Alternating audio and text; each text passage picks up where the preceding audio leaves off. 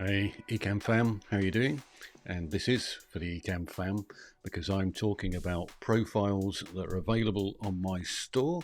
If you've accidentally come across this video and you haven't visited the store, it's streamprofiles.sellfy, sellfy.store, and that is where you can get all sorts of different profiles for use with Ecamm only.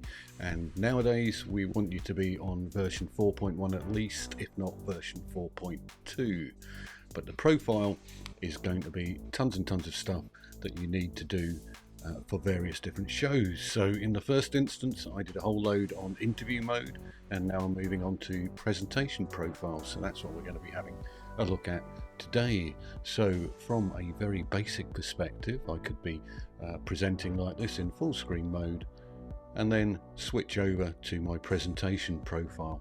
And within the presentation profile, I can just go and click on my little clicker and move down the profile and produce anything that I want to in terms of look and feel for my actual deck that I'm sharing. So here the whole point really is that I am sharing a complete deck and I'm not messing it up by me being in the deck. So what exactly do I mean by that? So what I have actually done is to configure a combination of Ecamm and the screen share overlays so that you don't have to change your deck.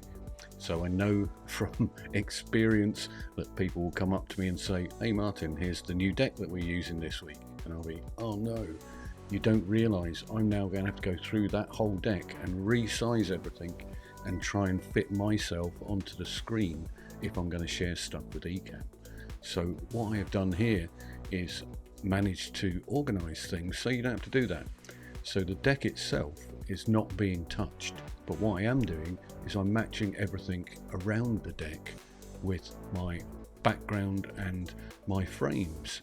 So let me just do a little bit of that just to experiment and show you the sort of things that I'm talking about. So at the moment I've got a nice sort of 3D frame around everything, and what I have done is extended the presentation deck so that effectively I'm included in it. Well, not really, but it looks like I am because I've color matched everything. So what can I do in terms of color matching? So let's have a look at the background itself, and we'll do something quite dramatic to start with. So I'm going to switch off my grey background. I'm going to bring in what I'm calling the artboard background, which is kind of my stream profiles background, just around the edge of the screen here. But what I can do with that, I can tint and blend it slightly so you can see the colors have changed, and I might even want to add a little bit of blur onto that as well, just to make the presentation deck stand out in the center. Then if I really wanted to, I could get rid of that and go back to what it was, and let's try the opposite. So let's get rid of the blur, we'll get rid of that, we'll get rid of the artboard itself, and we'll go back to just the plain color background here, because there's a couple of different elements in here that I'm matching as well. So potentially what I can do is I can come down to this lower banner here, and I can choose to apply, for instance, a gradient to the lower banner. And then from that lower banner, what I am doing, although you can't see it, I'm just using the color picker here to go and grab some colors for my presentation. So I'm going to grab that sort of aqua color, and then I'm going to go and grab perhaps the blue color as well, that's down the bottom of the little box there, and I've immediately started to match those together.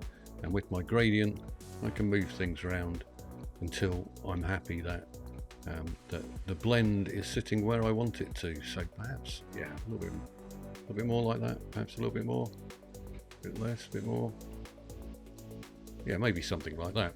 So I can blend that color box in. I can actually choose, if I really want to as well, to blend in the little box above my head, so it starts to look like I'm really matching in with the different elements on the screen. So if I come up to that banner there, and let me just unlock that banner, because that's going to allow me to copy those settings, go up to the banner up here and color match that element as well by pasting those same settings in. So suddenly my deck is matching everything that's around me here. And just to demonstrate the slide background itself, I've color matched that. So if I come up to my color matching here, and choose a totally different color, you're going to see the effect that that has. So let's just choose a mad color, and you can see I've got kind of a purple border going on there, which clearly doesn't color match at all. So what I've actually done is I've matched my background of my slide with the background that I'm currently sitting in. So there we go, I'm now matching with the background. So that's what I've done kind of throughout the deck, and I can choose to, in fact that one's a little bit darker, perhaps I could make that a little darker if I wanted to. So let's color pick again. And I've made that just a little bit darker so that it exactly matches my background colors here. So that's what I have done in principle throughout the whole of this series of decks. There are multiple versions with me appearing on my own with their various different template pictures, but I could go straight from this to lots of people, or one or two people. Let's just have a look and see what we've got actually. So just as an example, me and Neil joined in again. I've blended in that bar at the bottom to match in with my deck, or me with lots of people. And let's have a look at another one.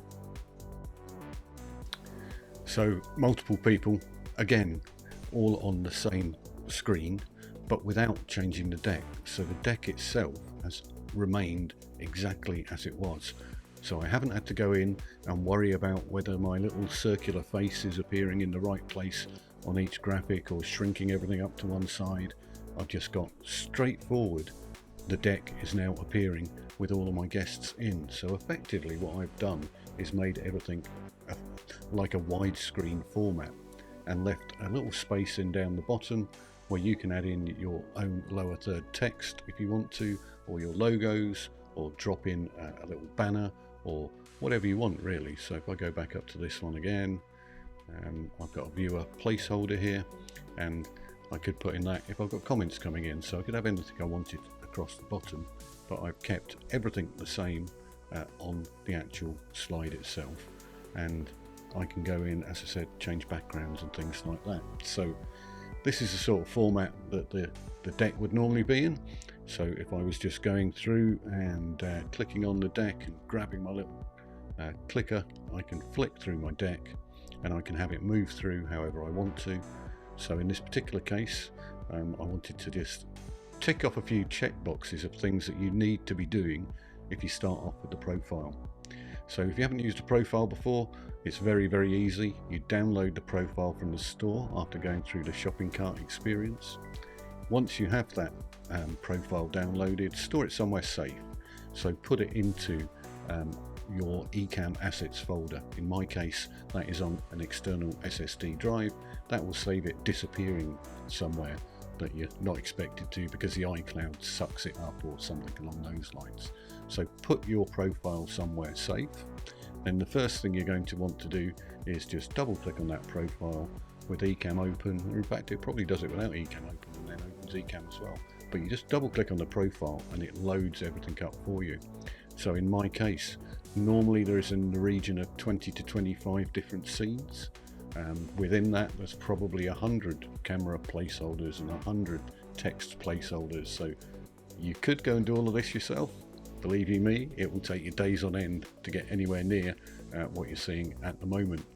But all the information's in there, literally one click and it will upload the profile. First thing you want to do there is then make a duplicate of that profile.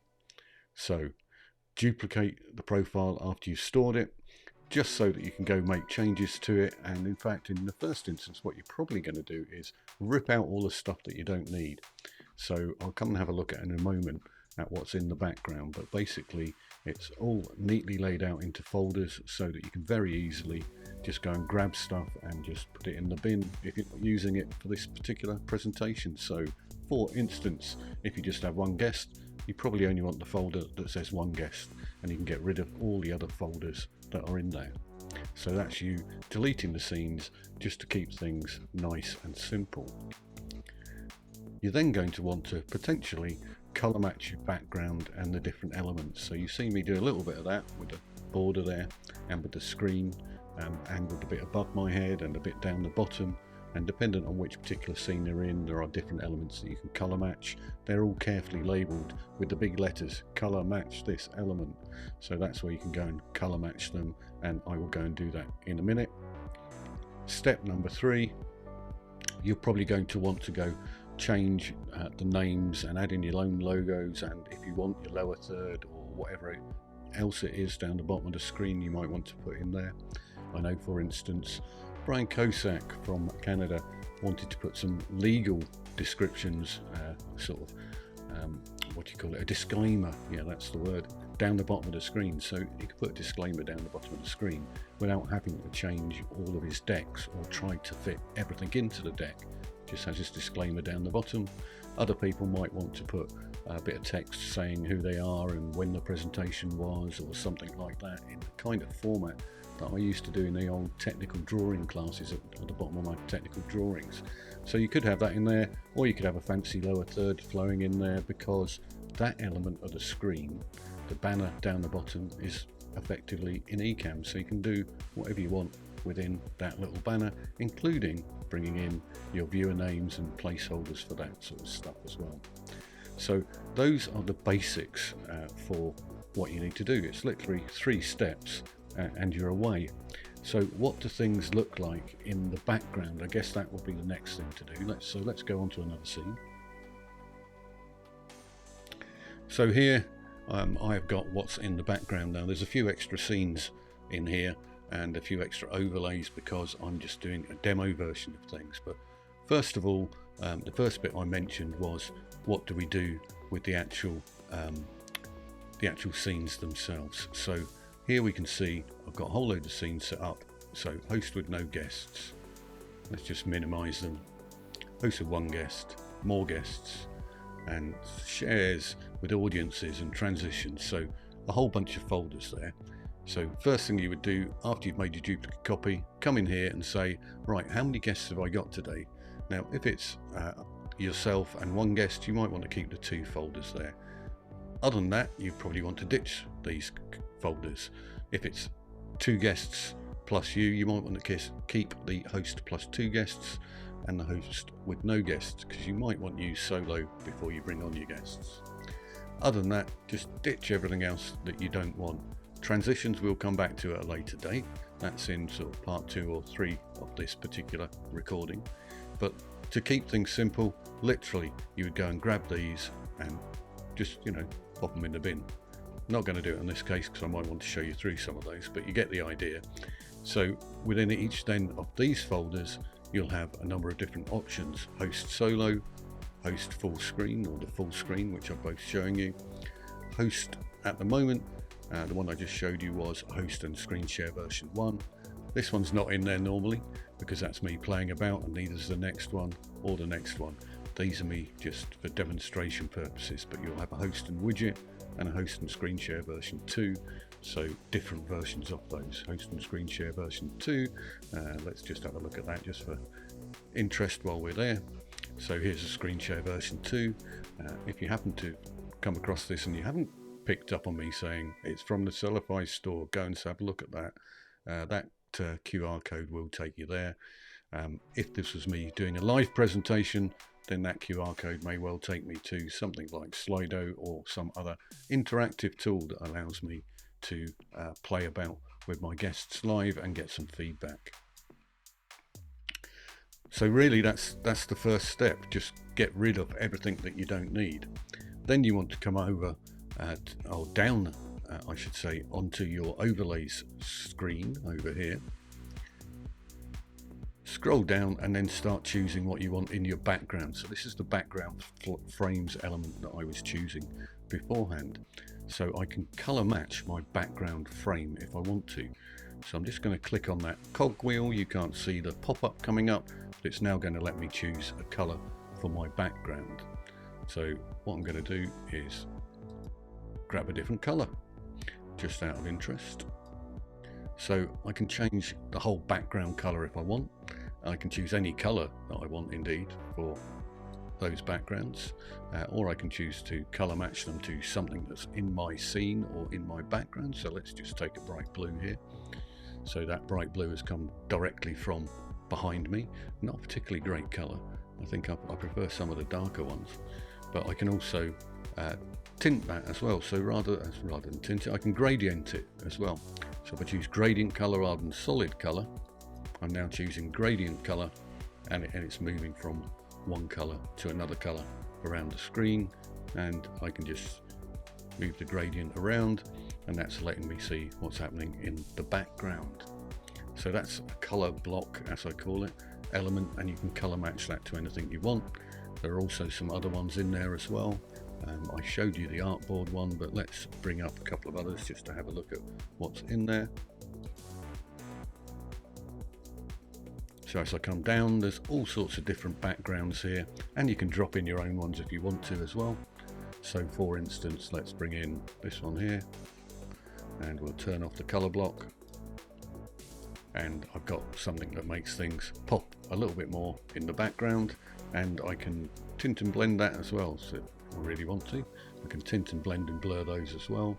We'll try a different one, and again, some of these are just very subtle little backgrounds that you can use for your slides, and depending on how complicated or otherwise they are, it will change the look and feel a little bit. So let's bring in that one again actually. So this particular one, I could tint and blend that if I wanted to match that in with things on my deck, or I could add a bit of blur in. So really you can just play about with these things to get them to match whatever way that you want them to. So I'm going to get rid of that, and we're just going to go back to the straight color here, and I think I'm just going to make that the dark color as well. So let me go back to my color only, so that I've got that looking a little bit dull and boring, but that's where you match the backgrounds up. It's as simple as that. So where else do you start matching things up? There's a couple of elements, as I mentioned earlier, and they're all labeled with color match this element. So if you want to color match that element, this one here is the slide background itself. So the slide background is the bit that's all around me. So if I wanted to change that to white, for instance, then I just click on the color and come and change my slide background to white if I happen to have a white background. So that's particularly useful in a lot of presentations because a lot of them are white, so you can just change it to a white background and it will match everything in for you. So that's that element. The other elements that I changed already were the lower banner, which is the bottom bit here. So I changed the color of that, and you see me doing that. And I also changed a bit above me, which is labeled top left, color match this element. So they're kind of clearly labeled in most cases. The golden rule really is, if it says background, don't go moving things around. Everything is locked, and it's specifically locked because everything will go in ratio to where it should do on the screen, meaning you don't have to change your deck. Now in this particular case, you're not looking at a deck, you're actually looking at two screen shares, which is why within this area of the screen on the right hand side, I've got a couple of screen shares sitting at the top of that particular element. So if I go back to my screen share with host, this is what this one's looked like after I tweaked it about a bit, and I may or may not like those colours. I might want to turn them back to the greys that I had before, which I could certainly do easily enough. What other slides have I got in the deck, I wonder? Let me grab my ticker. Okay, so this is me really just finishing off the very simple starting point there.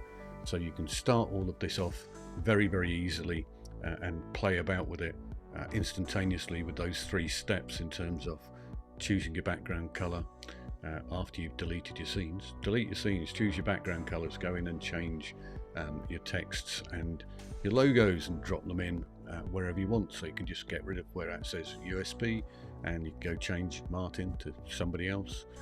You will need to change your backgrounds on each scene. So if you've chosen 2 or 3 different scenes that you like, go and change them on each scene to match in with your deck. So that is all really very easy to do. There are a couple of tweaks with names. So if you've got a particularly long name and a particularly short name, you may want to unlock the name and move it around a bit till it sits nicely in the bottom area of the screen. So that's one of the things you may want to do. Color gradients I've already talked you through, but you can just literally color pick different gradients with different elements on your deck, and that will change the background. So let's just do that as another example here. If I come back to this one, I'm now going to color pick my background gradients for this particular banner, and so I color pick just to make it color rather than gradient. I could have that a straight color, and again to match my deck really. So up to you what you want to do in terms of maximizing or minimizing your matching. Live comments, well, we've got live comments coming in down the bottom. There's a space for that. Guest video, I've gone up to lots and lots of guests in some cases, and I'm going to call that my shout towards the Zoom gallery, and we'll look at that in a moment. But in terms of guest video, what you can also do is actually bring your guest into the screen with you. So I could have something like this, whereby where I am sitting, Martin is sitting at the moment, is one element, but I could be live in the deck. So this could be the deck. I could swap these around. So pretend I'm Neil for the moment and Martin is in the circle in the deck in Keynote Live or PowerPoint Live. So you could do that as well. So you can have almost any combination of these things, and that will be true right up to when you have multiple guests. And that really brings me on to the audience type screen share, where I've got lots and lots of guests sitting down at the bottom here, or something like this. So I would only recommend that you do that if you've got lots of guests who are very familiar with Ecamm and very familiar with the way it works, because they will get completely messed up if they're all logging on to interview mode to do this. So only do that when you've got seasoned Ecamm users sitting there, because otherwise it will definitely start to look a mess. But you could start off your screen with something that looked like this, and then move into bringing a guest on within your show as well. So all sorts of different things you could be doing there, and all sorts of different combinations, but the basics are very, very simple. So if I just come back to me, host solo here at the moment, in the background I can be moving my deck around till I get my deck to the right position to the ones that I want to talk about, and then I can get ready to flick between the ones that I want to talk about, and then move back onto my screen share where I am now going to appear with the deck in the right place. And I really don't like that color at the bottom there. I'm going to change that back. There you go, that's much better. So that's how easy it is to just play about with everything, and you've not had to change your deck. That is the key thing here. Later on I'll show you how to do sort of a mini deck with multiple people in it, but for the moment what I really have done is used this left hand side of the screen to allow you to have a much bigger version of yourself on the screen and still to show your deck nice and clearly. Now I would say keep your decks simple, don't have tons of information in them, but in terms of a time saver for people who are using lots of decks and lots of clients or lots of different reasons, this is huge, right? Because it means that you do not have to go into that deck and make multiple changes to it to try and fit yourself in, or wonder whether you're going to fit onto that deck. So it's a very simple thing, but it's taken quite a while to get this together. And as I say, lots and lots of different scenes and shapes and sizes to choose between. But yeah, go have a look at the examples which are on the store, and you'll see all of the different versions that you can do. Bear in mind, as I say, the ones with Zoom type galleries, they're really a nod to the forthcoming Zoom functionality. We don't know what that's going to be exactly yet. I'm just thinking ahead of time. So only be using those if you've got experienced Ecamm users or streamers who are happy to join you in interview mode. But for 1, 2, 3, 4 guests, yeah, this would be a great way to go and share your deck and go through it all without making all of those changes that you used to have to do. So that's me doing my how-to video for today. I'm probably going to have to record another couple, but that's already 25 minutes gone. But I'll show you some of the more advanced features a little bit later on in terms of playing about. But that should really be it. That's it, your basic one. All you're doing is screen sharing your Keynote or your PowerPoint. So you just have to come on to where it says screen share at the top of your overlays window and change that to your Keynote or PowerPoint, and you're golden. So that's it for the moment. I'll be back shortly doing another video, and I do prefer to be designing rather than doing these videos, but anyway, I shall continue. See you later. Bye.